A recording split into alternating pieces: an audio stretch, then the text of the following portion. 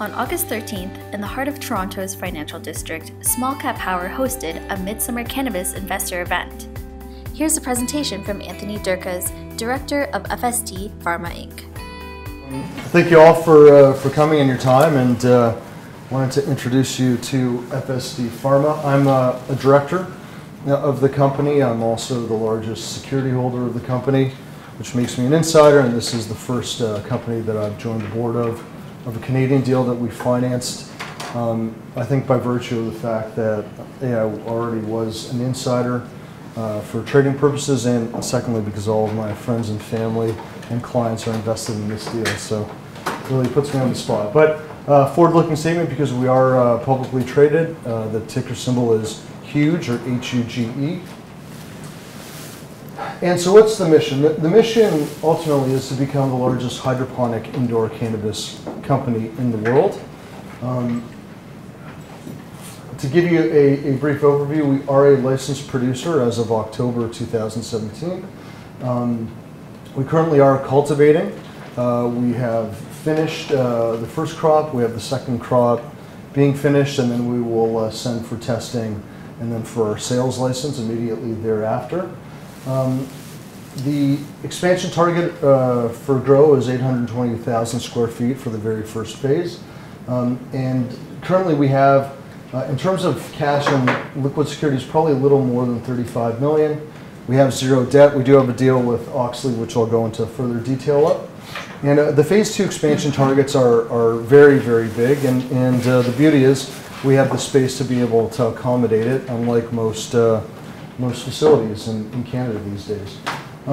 Just a quick note, and something that sort of I think maybe was interesting, was that the two other sort of giants in the industry by market cap both started with food-related relationships. So if the third time is a charm, we're hoping that it'll have some influence on where we end up at the end of the day. Part of the property that we have is, and if you look at property, I think the key term is location, location, location.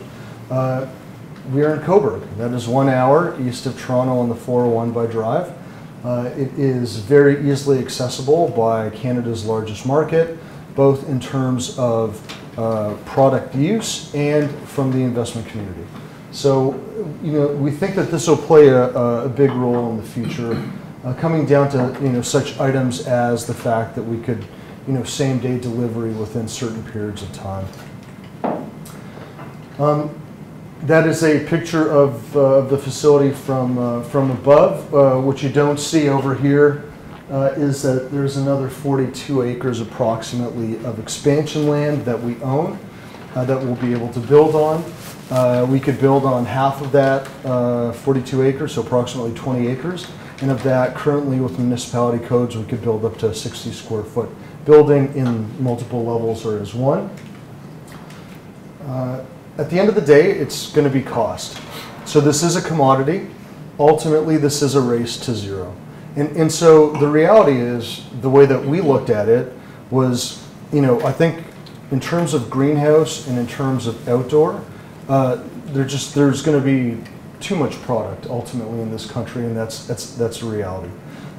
For those that can grow indoor hydroponically and properly, that flower commands a higher price. And the case in point today is, if you look at numbers that are coming out of the U.S. recreational markets, the the revenue per pound for indoor, greatly exceeds the revenue per pound of greenhouse and/or outdoor. So, keeping that in mind, we think that indoor is going to be the only flower aspect of the industry that's going to maintain a margin. Whatever it happens to be, whether it's 2 or 3 or 5 or 10 years down the road. We're not talking about the other aspects of the industry like, vaporizers, oils, beverages. That'll be a whole other, market in itself. But on the flower side, it's indoor that we're focused on.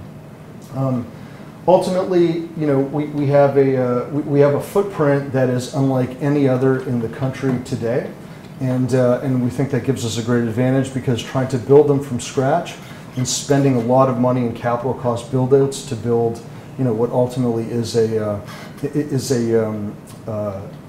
commodity we think could be a financial mistake going forward. This is another sort of blueprint of the technology.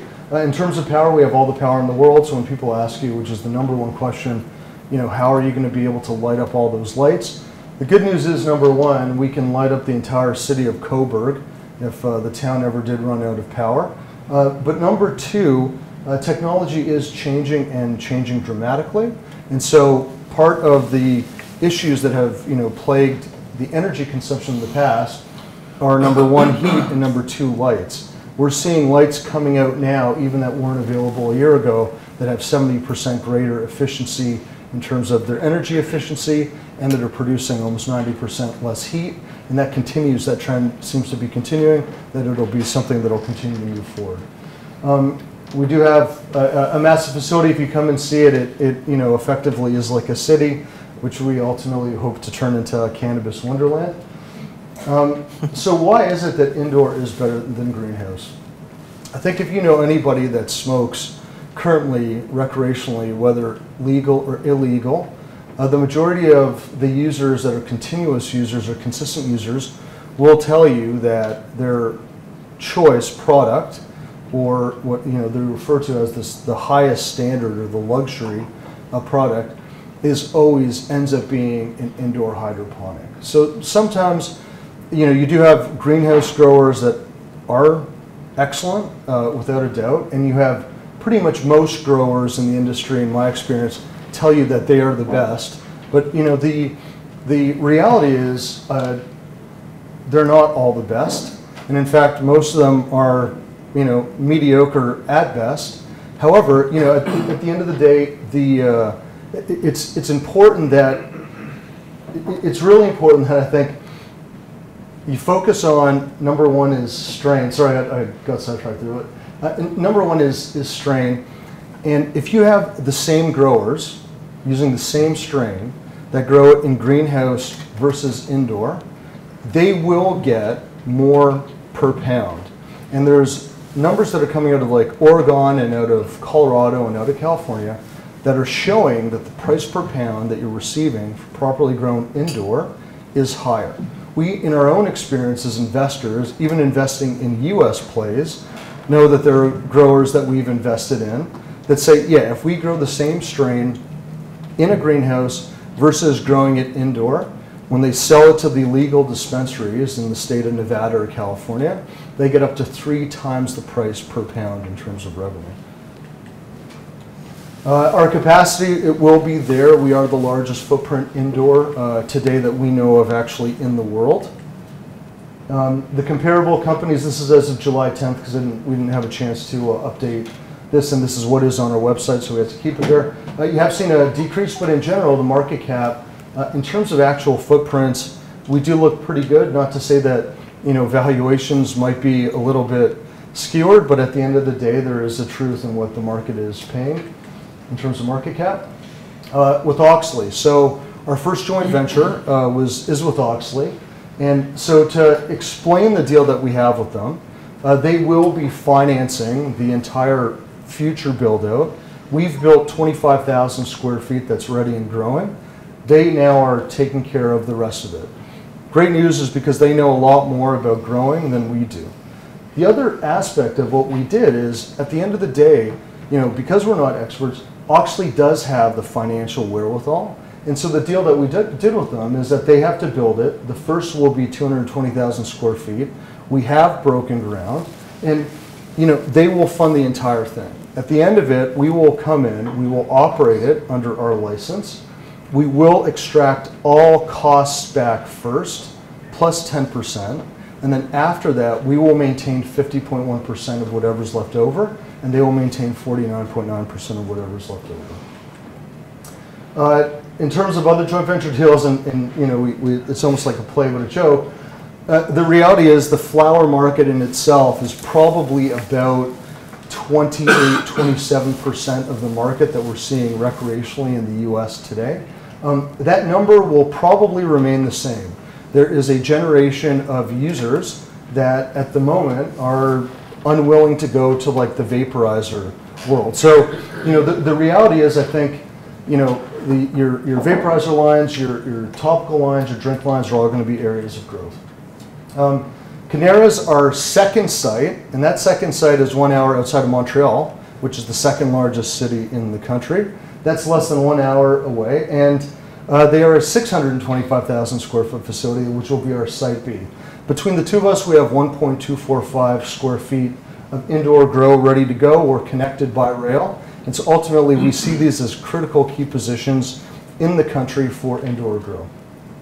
High Tide Ventures, we're a strategic investor in High Tide, which is going to be distribution.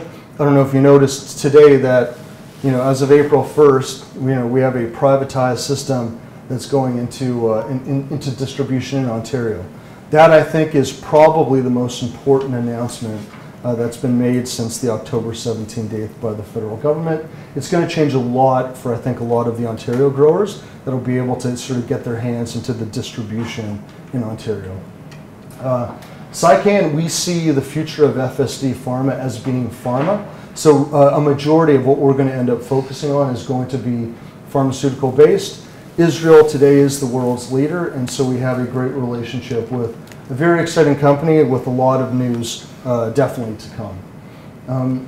Cantab Therapeutics, we have a relationship with Cantab to build within our facility a pill manufacturing line that will be building different types of pills for different ailments, including different types of time-release capsules, and we see it as another sort of focus on on the pharma angle that we're looking at taking. In Newfoundland, we announced a deal. There will be a lot more information to come very shortly on the Newfoundland deal. We're excited. Newfoundland, we think Atlantic Canada has a lot of potential, and Canopy was the leader to announce a deal in Atlantic Canada. On the technology side, we're constantly seeing new technologies probably on a weekly basis, especially to help growing. So we see the cost overall going down continuously.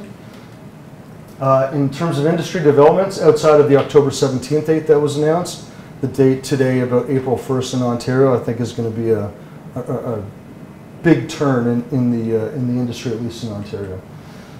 To date, we raised over $53 million in equity. We raised it with no institutions. We did the equity raises with no warrants. When we went public, we had about 4,700 shareholders. Since then, Huge has been the most actively traded stock in Canadian history by volume. I think within 6 weeks, we traded over 1 billion shares at an average cost of approximately 15 cents. The last financing that was done for $37 million was at 9 cents a share. Catalysts, I think there's a number of catalysts. I think the Ontario announcement today will be the biggest macro catalyst that we're going to see in the industry. Probably bigger.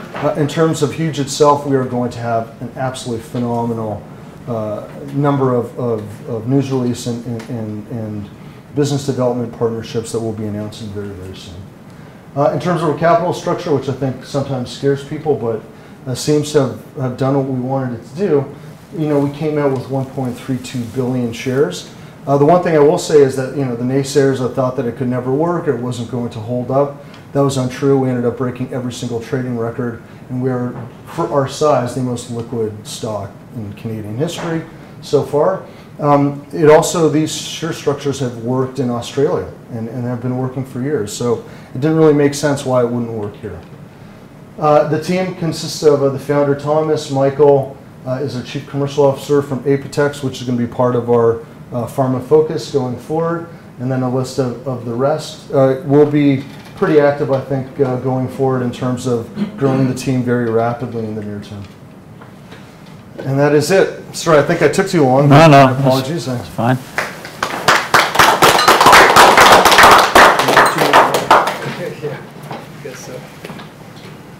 It is a question and answer? It is, yeah, I'm just waiting. Oh, yeah. Any questions from anybody? I'll throw one out. Sorry, Anthony. Oh man, don't throw one. No, just educate us. So, you were mentioning when you do hydroponics indoors, you command, you're able to command a better price, Yes. more revenue for that flower. Correct. Now, can we address what the cost is and Sure. what the margins are relative to the other methodologies? Yeah, so absolutely. On the flower side, your price for indoor is going to be much higher than outdoor or greenhouse. but your revenue line is what you want to look at. And so, what we've been seeing now continuously in every single recreational state in the U.S. is that the price per wholesale pound is going down consistently and rapidly. And that is part and parcel with what you would expect in a commodity, which is going to happen. So if you have your prices dropping off of a cliff, who's going to end up being better? If your costs are higher, but your revenues are higher that still allow you to remain a margin, that's where we see the industry of flower going over the next 3 years. So again, apples to apples, I'll ask my question a different way. Sure. What are the gross margins relative to doing it hydroponic versus a field where you have natural sunlight, you don't have to construct a building for millions of dollars, you don't have to provide that much control of your natural substances. Sure. I understand that everything's going to zero, this is a commodity. Yeah. So you want to, so what are the gross margins relative to, in your business, your methodology, sure, versus letting Mother Nature pay the electricity bill? So I would put it, because I can't give you numbers, I think from a public standpoint, I'm bound by certain aspects of it, but I would say if you look at what's happening, today in Colorado, you're going to fetch anywhere from $900 to $2,000 per pound for indoor. However, the number is that outdoor is fetching anywhere between $300 and $650 a pound. I think were the last numbers that we ended up hearing about. Your margin for the indoor, if you're fetching that $2,000 a pound, is a lot higher than the margin for the outdoor that you're getting the $350 or $400 a pound for. Yes? The first kind of phase is the 220,000 square feet. When do you expect that to actually be into volume production? So in the public announcement by Auxly, they expect it to be completed, I believe, by the end of the year is what that news release says. Yes? With that huge footprint, how do you control mold and disease? So the footprint itself of the grow rooms typically are contained to grow rooms that are much smaller size. So you're not doing an open air 100 or 200,000 square foot room, and because you can't, you have to be able to contain mold and bugs. But the beauty about the indoor aspect is that you can create the exact same product every single cycle, 5 cycles a year. Whereas if you're growing it via greenhouse, say in Ontario, because you have the 4 seasons, you do have changes in light and temperature that impact that product, so that that actual consistency of the flower you can't replicate like you can replicate with indoor. Okay, so we have a question from the webinar. Someone's asking, how can I wow, invest? How cool is that? Yeah, so they're just asking how they can invest. So we are obviously going to give them like the presentations, your contact details, Sure. your IR team, so on and so forth. Perhaps you can just like tell them that the IR team is the best way to go about it. Correct, yeah. So if you go to our website, www.fsdpharma.com, you can get information. We are public on the CSE under ticker symbol HUGE, H-U-G-E. Which is a great ticker symbol in every single presentation that someone's selling you something. Keep that in mind, because you're going to hear the word huge being issued and pitched. We do trade in the U.S. On the OTC as FSDDF ticker, and then announced, you'll see the announcement before the market opens. We just got a German listing, so there's also a German ticker symbol that was just recently granted. Yes. The 220,000 square feet exit 2018, as far as full 2019 production, what kind of guesses, kind of growth per square foot? We talked to mechanics and said, gee whiz, we're getting massive stuff. Sure. Is 200 grams per square foot a reasonable guess as to what indoor might produce? I would have to say that to Auxly's estimates as opposed to making our own estimates, just because under our relationship we would leave it. Yeah, we would leave it up to them. And any guesses as to what either industry standards are, or what I would say is, so I think we hear differing numbers and values. There used to be a way that I think growers used, which was, how many pounds per light did you get? And so I would say that the range today in the industry for indoor is going to range anywhere between 1 and 3.3 pounds per light. So if, in a roundabout way without breaking any confidentiality rules, I think that's what you're seeing. I think with technology and advancements that are being made, you're seeing more and more getting up there to the 3 pounds per light than you are staying at the at the 1 pound per light. And if I understood correctly, you've got enough electricity to run 9,000 lights. Is that where you're hinting at? Well, yeah, but there's been changes in the development of technology. So you're using a lot less power than and this is even just recently, a lot less power for the same light output. So there's advancements already that are assisting in allowing us to grow a lot more indoors with that power. But with the amount of power there is, I think that we could power the entire city of Cobourg in case the entire town went out of power. We could do it. And similar to retail, are you subject to the same time of day pricing for electricity that an individual homeowner goes through? Absolutely. There are a few different strategies from the energy perspective that the company is currently looking at to reduce the cost per. And just to clarify one thing, the edibles portion of the federal portion was supposed to be a year after, and I'm assuming even though Ontario's dragging their feet, the edibles will be a year after October, if you wish, so that by October 2019, edibles, regardless of the distribution channel of Ontario, edibles will be federally mandated, hopefully available on a provincial basis as well. We would hope so. I think we're not the government, so the government would be the one to ask, of course. But I think there's going to be a place for edibles and beverages, coming sometime. I think it's simpler for them to start it as flower and then sort of upgrade from there. But we can't see that they're not going to allow it. We just don't know if there's going to be a timeline. I think allowing edibles for sale could create some naysay within the community. So since flower is your high margin focus, I'm assuming there's a bunch of stuff, either trim or stems, leaf, and all that stuff that you can end up saying, okay, we're going to use that, create extracts and sell oils. Is that also part of your business model? 100%. The whole idea, and in partnership with Cantab being one of many that we'll end up announcing, is going to be that there is a whole spectrum, and you have to look at where the margin's going to maintain. We think pharma is going to be the number one target, and then recreationally it'll be a consumer packaged good, and it's going to be all about the branding. However, the challenge that anyone has in Canada is that there are very strict rules in terms of what you can and can't do on the advertising or branding side. So creating a brand, I think, is going to be another sort of challenge for however many years until the government allows it. But the government does allow that you can watch a commercial where people are drinking alcohol and not necessarily putting it in their mouths, but that they're holding it in their hands and in a bar setting. So I think on the cigarette side, the laws also are similar. They're strict on what you can do in terms of advertising, but that eventually that'll have to begin to loosen up. All right, thanks, Anthony. Generating Good your stuff. power, and you're generating your power differently in Quebec than Ontario. Sure. Well, yeah. So it's in Ontario, it's part of the it's grid power that we have currently, and we also have a very large portion of natural gas that goes onto the property that we can utilize in different ways. And how about in Quebec? Is that different? In Quebec, it's so the grid power is a lot cheaper. Yeah, well, that's what I mean. Yeah. That's why I'm asking the question. Yeah, so the grid power in Quebec is 67%.